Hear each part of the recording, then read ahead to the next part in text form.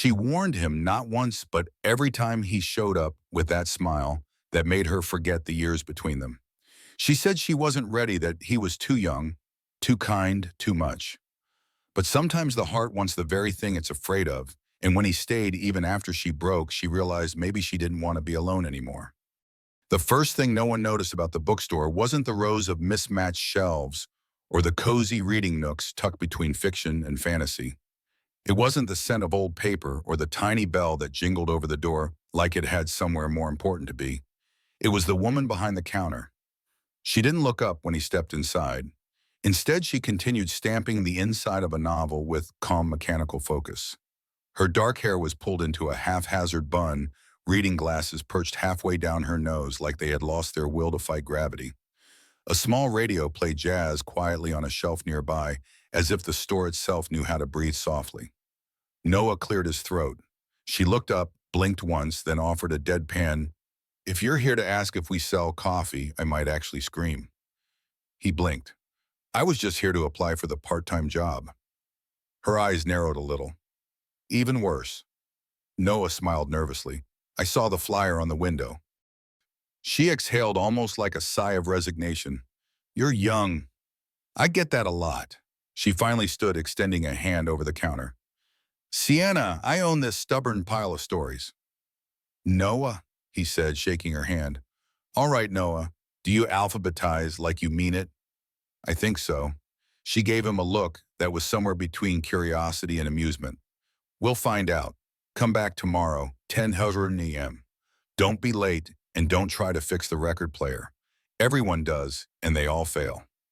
Noah nodded, unsure if he had just been hired or dismissed. As he left, he heard her mutter under her breath, "Lord help me, another romantic-looking millennial."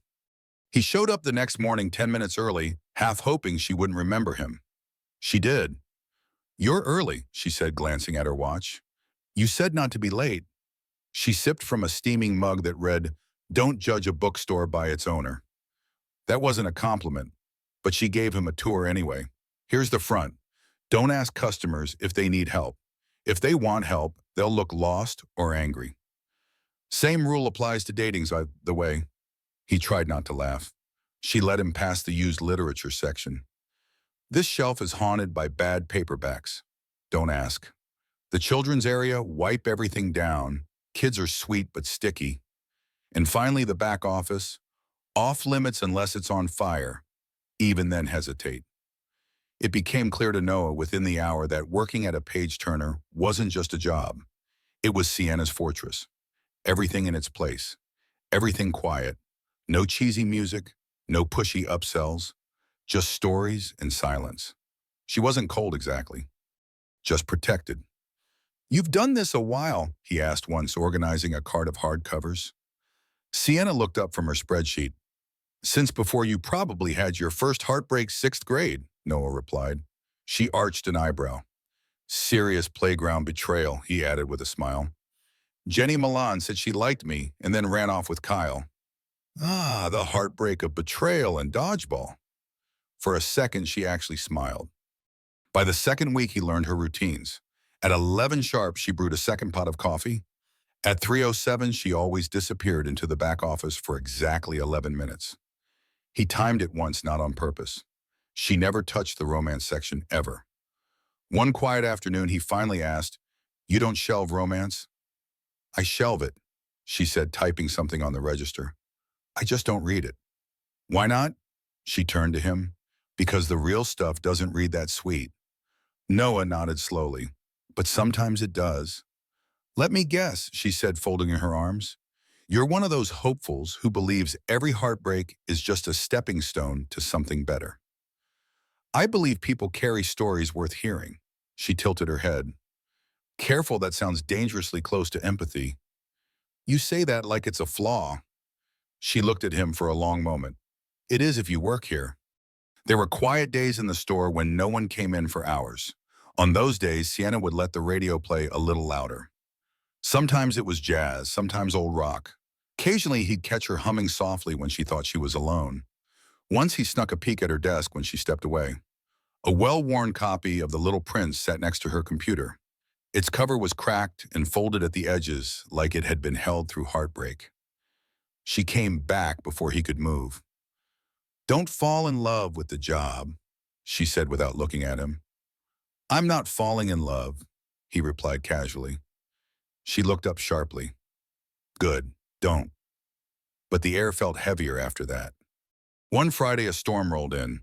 Customers trickled out before closing, and the sky outside went steel gray. As Noah was locking the front door, the power flickered and died. Sienna lit 3 mismatched candles without a word, one in the front, one on the desk, one by the record player. "No generator?" Noah asked. "Too romantic," she said. He laughed. "How can a generator be romantic? Anything with candlelight has dangerous potential." They sat in the quiet glow surrounded by thousands of pages whispering old stories. "Why the bookstore?" he asked. She leaned back in her chair. "It was supposed to be temporary, something to distract me after things fell apart." "Things, She shrugged. "A marriage, a plan, a version of me that no longer exists." Noah didn't push. He just nodded.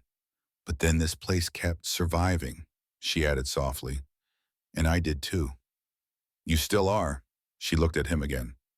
There was something unreadable in her gaze, like he was a sentence she hadn't decided how to interpret. "Don't make this personal, Noah." He almost said, "Why not?" But instead he said, "Okay." They sat in silence until the lights flickered back on, and when they did, she blew out the candles faster than he expected. By the end of the month, he found himself lingering after shifts. She noticed. "You know this is temporary, right?" she said one night, watching him restock a shelf he'd already done. "Everything is," he replied without turning. Sienna stared at him. He didn't flinch under her gaze. If anything, he leaned into it. "You're persistent," she said. "I like puzzles." "I'm not a puzzle, I'm a closed book, Noah." He smiled. "Even closed books have weight."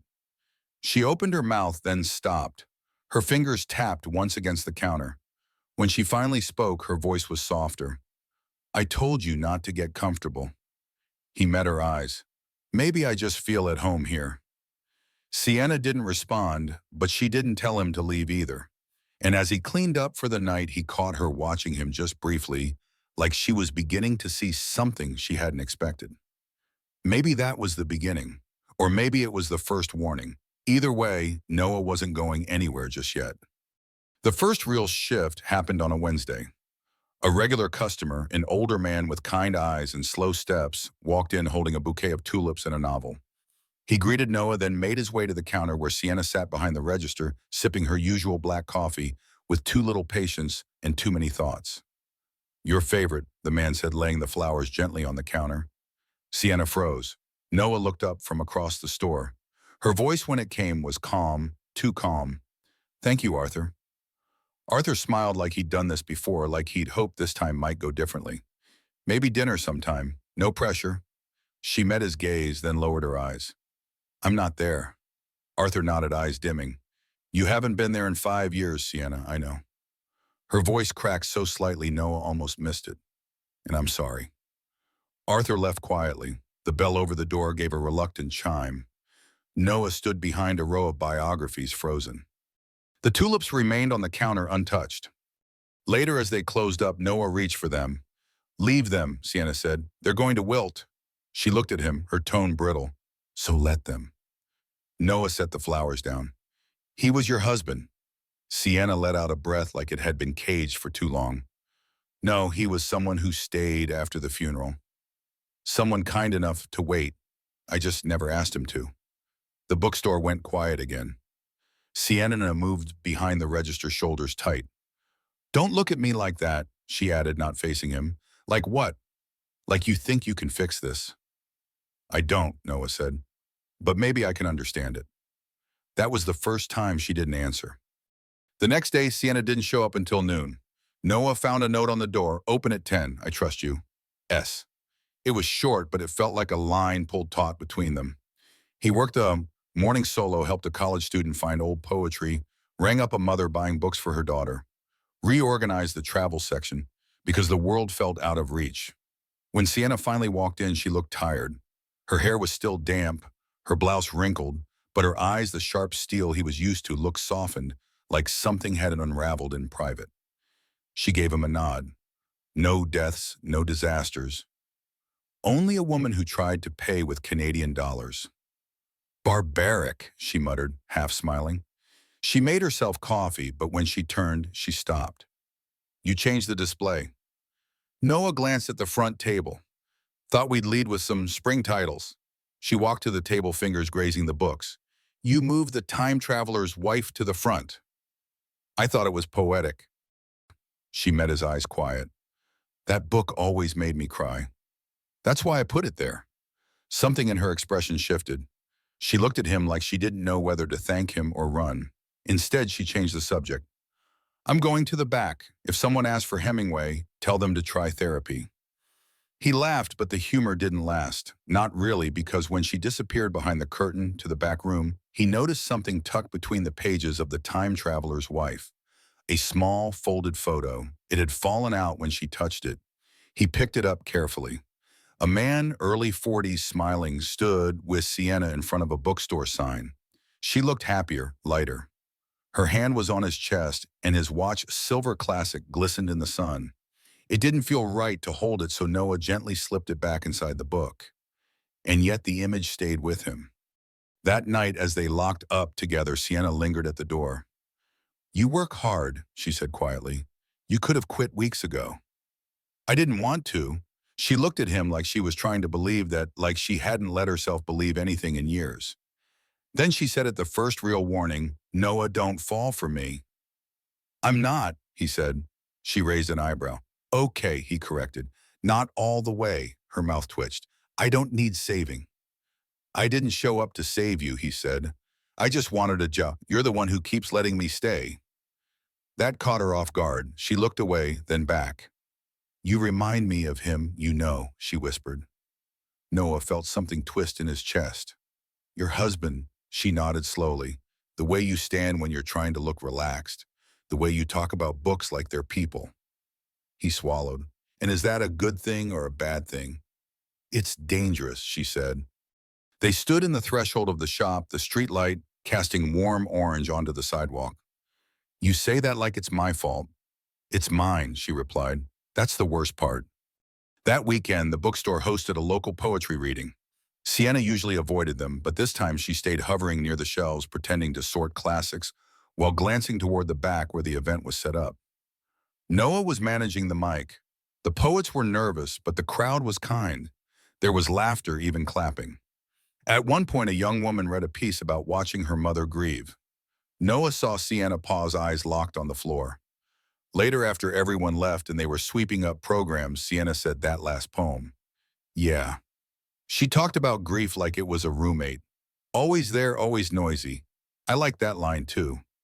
Sienna looked at him. I live with a ghost, Noah, and not the romantic kind. I'm not afraid of ghosts. Then you're stupid. He chuckled, stepping closer. Maybe, but I'm still here. She didn't back away, but her voice dropped. If I let you in even a little, you won't stay. He touched the edge of the counter between them, not reaching for her, but grounding himself. Maybe I won't, he said honestly, but maybe I will. She looked at him for a long time, longer than she ever had, and then she whispered, you shouldn't say things like that. He nodded, but I meant it. She didn't tell him to stop, and that silence, that was the most dangerous sound of all. Sienna never knocked. She'd just appear. And that night, Wednesday, just after 9, was no different. Noah had just finished making instant noodles in his small kitchen when the door buzzed. He opened it, expecting maybe his neighbor complaining about music. Instead, there she was wearing a navy raincoat, no umbrella hair, damp eyes brighter than usual. Do you always open the door without checking who it is? She asked. Only when I'm hoping and it's you. She blinked at that. I shouldn't be here. Agreed, but come in anyway. He stepped aside and she hesitated for a heartbeat before walking in. It was a small apartment, one-bedroom walls painted the same dull beige as every other building built after 2000. But Noah had tried. Bookshelves with bent poetry collections. A plant trying its best to live. A record player humming something slow and jazzy. You live like someone who thinks in paragraphs, she said. You look like someone who ran from something. She didn't respond right away, just walked over to his record player and watched the vinyl spin. I was walking, she said. Got caught in the rain. Didn't want to go home. Why not? She shrugged. Home feels less like home lately, more like a photograph, something I keep looking at but can't step into. Noah leaned on the kitchen counter. You always talk like that. Like what? Like you're trying not to bleed too much. She smirked, but it didn't reach her eyes. You know, she said, turning, most men your age would have backed off by now. I'm not most men. No, she said softly, you're not. They ended up on the couch. She held his coffee mug in both hands like it anchored her. Her coat was draped over the chair. Her knees were curled beneath her. She looked different there, out of place, in the best way, like an expensive painting hung in a student gallery. I used to think grief would fade, she said, like a bruise, but it just shifts. Hides in your favorite coffee, your favorite street, your favorite voice. Then it jumps when you least expect it. He nodded. What was he like, your husband? She looked up, surprised, he asked, surprised she wanted to answer. Calm, smarter than me, but never made me feel it. He'd remember the names of authors I only mentioned once, knew how I took my tea before I even did. He was ordinary in a way I needed. And then you lost him. I didn't lose him, she said, sharper now. He was taken. The room went quiet, the vinyl crackled. I'm sorry, Noah said. She breathed in like she hadn't in hours. I don't talk about him with anyone. Not like this. I'm not anyone. That landed heavier than it should have. She looked down at the coffee, then at him. You want to kiss me right now? Noah didn't flinch. Yes. She smiled, sad and soft. And you know why I can't let you? Yes. And you're still here? Yes. Sienna stood up, then suddenly walking toward his window like she needed air. You scare me, she admitted. Noah stayed seated. You don't scare me. She turned. You should. And then it happened, one of those small, unexpected moments that bends the world. She walked back to the couch, sat beside him again, and let her head rest gently on his shoulder. Not romantic, not sexual, just heavy human. Her voice was a whisper. I didn't come here for this. I know. I just wanted to sit with someone who doesn't ask me to be okay. Noah nodded, not moving. Then sit as long as you need. They stayed that way until the jazz record ended, until the silence wasn't awkward, until her breathing slowed. And when she finally got up to leave long after midnight, he walked her to the door. Before stepping out, she paused. Don't write me into a fantasy, Noah. I'm not. Good, she whispered, because I'm not here to be rescued. He smiled. And I'm not here to rescue you. She left without another word, but outside, just beyond the streetlight, she stopped, turned back, and for the first time since he'd met her, Sienna looked at him like maybe, just maybe, she wasn't afraid of letting something begin. Even if it scared her, even if she wasn't ready, especially because she wasn't ready. There were things Noah understood about Sienna without needing to be told, like how she hated silence unless she chose it, how her smiles were rarely automatic. They were gifts, deliberate and fragile, and how, despite her warning him, she kept showing up. But what he hadn't realized yet was this: people grieving don't follow a straight line. They zigzag, they backpedal, they run when they feel too seen. He learned that the hard way. It started innocently, a Saturday morning, early autumn sun pouring through the windows of her bookstore like golden silk. Noah stopped by after a morning jog, sweat still clinging to his collar hair tousled. She was shelving used hardcovers in the back sleeves, rolled up, humming something old and low, an Ella Fitzgerald tune. You have a singing voice, he said. She didn't look at him, but her mouth twitched. It's not for sale. I'm not buying, just admiring. She turned finally, them eyes soft. What are you doing here? He held up 2 coffees. One's for me, the other's for someone I've been thinking about all night. That made her pause. She took the cup, sipped it. You remembered how I like it? Of course. A quiet settled between them, not awkward, just warm. And then he asked something he shouldn't have. Do you think you'll ever let he go? She froze.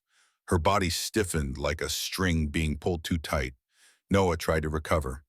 I mean, I didn't mean just someday when it doesn't hurt like this anymore. She put the coffee down. So that's what you're waiting for?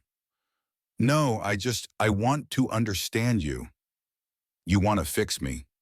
That's not what I said, but that's what you meant. He stepped forward.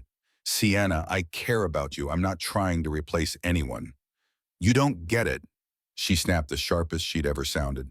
You don't get what it's like to look at someone new and feel like you're betraying a ghost. I'm not asking you to forget him. I just, he trailed off because truthfully, he didn't know what he was asking. She crossed her arms. You think because you've shown up with coffees and poetry and late night conversations that this is a movie where I suddenly fall into your arms, but Noah, this isn't that. I am not that. I never asked you to be. Yes, you did, she said quietly. Every time you looked at me like I was something unfinished, waiting for you to complete. That stung more than it should have. He stepped back.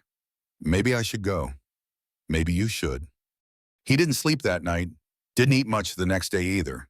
And the day after that, he passed the bookstore 3 times without going in. Her windows were dark by 7 p.m. Her chalkboard sign was blank. By Tuesday, he gave in, wrote a note 3 lines folded into an old library card he'd kept since he was a kid. I wasn't trying to fix you. I just wanted to know you, even the part still grieving. He slipped it under her shop door. Didn't expect anything. But on Thursday around 1 a.m., his phone buzzed. One word, coffee. And they met on a bench just outside the city where the noise thinned out and the stars felt closer. She had her hair in a loose braid, wore no makeup, no armor, just her. She sat beside him and offered him one of the 2 cups she held. I read your note, she said after a long silence. I figured. I still don't know what I'm doing. I don't either. She turned to him, voice quieter now. When my husband died, people told me to move on. I hated that phrase. It made it sound like grief was a train you could hop off if you were just brave enough. She looked down at her coffee. But then you showed up, and suddenly I wasn't sure if thy staying still was courage or fear. Noah swallowed hard. Sienna, I don't need you to be ready. I just need you to be honest. I'm terrified of how much I like being around you. Good, he said. So am I.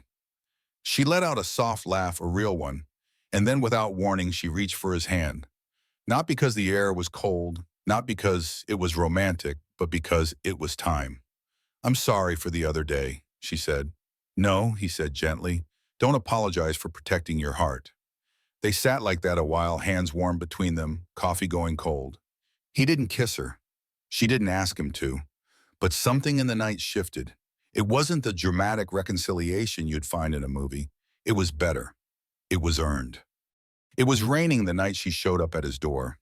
Not the soft kind of rain that made people slow dance in movies, but a crashing cold downpour that made you run or stand still and feel it.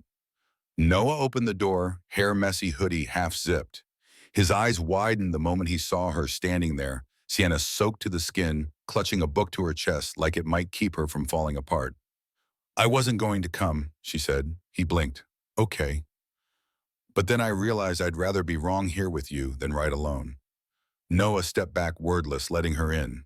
She left puddles on his floor, shivered slightly. He offered her a towel. She didn't take it. I brought something, she said instead. She held out the book. It was old, the pages warped by time. His favorite, she whispered. I thought if I ever read it again, it would break me. She swallowed, eyes shining. But tonight I want to read it with you. They sat on the couch, the storm rattling the windows. She leaned into him as she turned the pages, her voice trembling on the first few words. He didn't speak, just listened, not to the book, but to her, the courage it took, the weight she'd carried. Halfway through, her voice cracked. She paused. He gently took the book from her hands, set it aside, and reached for her cheek. Ah, he said softly, you don't have to keep proving you're strong. I'm tired, she whispered. I know, I spent so long trying to keep the grief beautiful, dignified. But it's not. It's ugly and chaotic and unfair.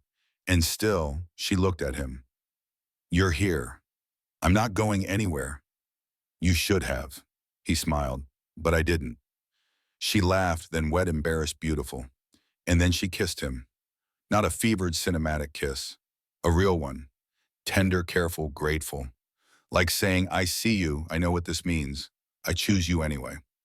In the days that followed, everything felt new but familiar. They made pancakes on Sunday morning, burned the first batch, and ate them anyway. She played old records in the bookstore, and he danced with her when no one was looking. Sometimes she'd go quiet. A shadow would pass behind her eyes, and he'd wait, not fix, not solve, just stay. One evening they visited the cemetery. It wasn't his idea. It was hers. She stood by the grave of her late husband, a small bouquet in her hand. She didn't cry, just spoke. "Thank you," she whispered to the stone, "for what we had, for teaching me what love looked like. I hope you'd understand what I'm about to do." Then she took Noah's hand. "I think it's time," she said, "to live again." Weeks passed. The town shifted toward winter. The bookstore smelled of pine and old paper, and something almost like joy. One afternoon, Noah found a handwritten note slipped between two books on the shelf. It was from her. "You told me not to fall for you, but you gave me every reason to. And now I'm not falling. I'm already there." He turned to see her standing in the doorway, leaning on the frame, watching him read it. "Do you still think I'm warning you off?" she asked. He walked toward her, slow and steady. "No," he said, "but I think you were never warning me." "What was I doing, begging someone to stay?" She smiled. "I'm staying," he said. And this time she didn't say a word. She just took his hand and didn't let go. The story of Sienna and Noah reveals a profound life lesson. Healing from grief requires courage to embrace new connections, even when fear whispers to stay closed off. Sienna, guarded by her bookstore and the weight of her late husband's memory, warned Noah not to fall for her, yet his persistent kindness and patience showed that love doesn't demand forgetting the past. It asks for space to grow alongside it. This teaches us that vulnerability is not weakness, but a brave step toward living again. Noah's choice to stay to listen and to honor Sienna's grief without trying to fix her reminds us to meet people where they are, offering presence over solutions. Their journey from a chance job application to a tender, hard-earned bond underscores that life's most meaningful relationships often begin in unexpected moments, blooming through shared silences and small, deliberate acts of care. We're reminded to keep our hearts open, to risk loving again, and to trust that time can transform pain into possibility. What lessons did Sienna and Noah's story spark in you? Have you ever found connection in an unexpected place? Drop your thoughts in the comments. We're eager to hear your stories. If this emotional tale moved you, please like, subscribe, and tap the notification bell to join our community of storytellers. Your support fuels these heartfelt narratives, so don't miss out. Subscribe now, and let's keep exploring the beauty of human connection together.